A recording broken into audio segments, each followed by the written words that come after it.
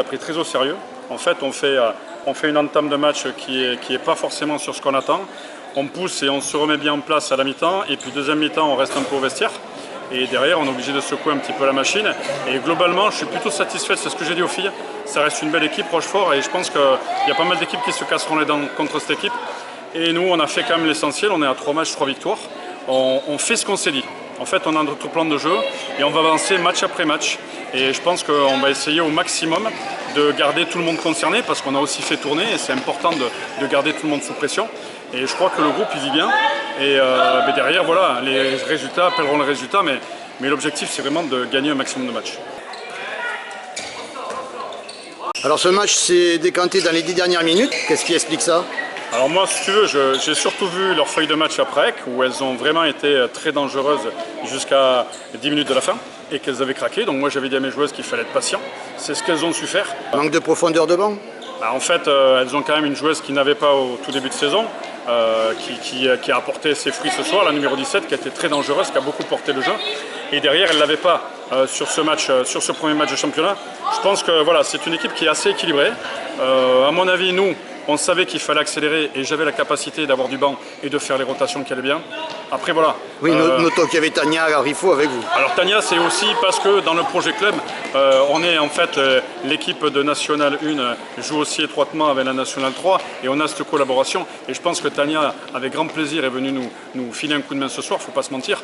Mais c'est important parce que quelque part, le projet de jeu autour des jeunes nous permet aussi à travers de ces cadres de pouvoir prendre de l'expérience. Et les joueuses qui maintenant vont jouer avec l'équipe 3 ont aussi du potentiel. Et le tout, comme je l'ai dit au début, il faut garder tout le monde sous pression et éviter de perdre des joueuses en route parce qu'elles seraient déçues de ne pas jouer.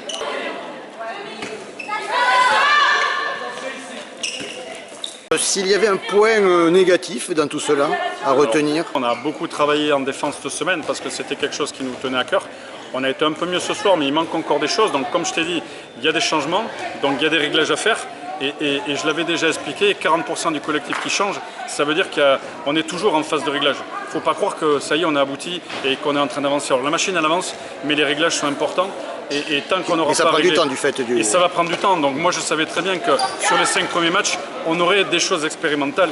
Et puis sur la phase retour, il va falloir être ferme.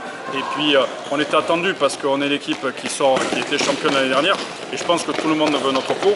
Et derrière, il n'y a aucune équipe qui va nous prendre à la légère. Donc on ne nous donnera rien, on va aller se le chercher. Alors j'ai retenu moi aussi finalement peu de montées rapides.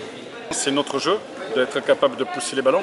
Ce soir, on n'a pas fait on n'a pas osé peut-être, ou on ne s'est pas senti rassuré à le faire parce que ça c'est vraiment notre projet de jeu et comme tu as pu le voir, le peu de fois où on l'a fait, on a été tranchant. Après ce qui nous a manqué ce soir c'est qu'on n'était pas assez dans l'axe de but et qu'on était trop latéral et ça c'est un gros défaut que j'essaye de corriger, mais c'est beaucoup mieux que les matchs précédents. Donc petit à petit on se construit et il faut accepter aussi qu'une équipe qui se renouvelle, il faut qu'elle se reconstruise. Et ce qui s'est passé l'an dernier, on est passé à autre chose aujourd'hui. Et l'objectif, c'est vraiment à partir de ces jeunes, d'essayer de mener le projet à terme et de permettre à un moment donné à ces jeunes de s'exprimer. Une chose est sûre, Pessac est la seule équipe invaincue au bout de 3 journées. Une bonne chose. Ça, comptablement, c'est sûr, c'est une évidence. Maintenant, comme je te dis, ça sera dur chaque week-end, ça sera dur à Aunis la semaine prochaine. On va recevoir Raec pour un énorme choc dans 15 jours. J'attends de voir comment ça va se passer au niveau des autres équipes. Grand Poitiers est une excellente équipe, franchement c'est fort partout. Moi, Rochefort m'a impressionné, il y a une très belle équipe, donc ça va se jouer sur des détails. Il faudra qu'on soit bon sur ces détails.